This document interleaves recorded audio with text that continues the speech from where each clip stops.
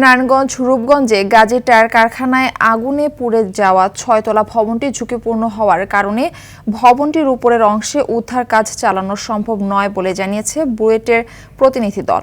সকালে পুড়ে যাওয়া গাজী টায়ার কারখানা পরিদর্শন শেষে তথ্য জানান বুয়েটের প্রফেসর রাকিব আহসান। এ সময় তিনি নারায়ণগঞ্জ জেলার গণপূর্ত অধিদপ্তরের নির্বাহী প্রকৌশলী আহসান হাবিব ফায়ার সার্ভিসের লেদার মেশিন দিয়ে ছাদের উপরে ও বিভিন্ন তলার অংশ ঘুরে দেখেন। উপরের অংশে উদ্ধার অভিযান না হলেও ভবনের বেজমেন্টের কিছু অংশে উদ্ধার অভিযান চালাবে ফায়ার সার্ভিস।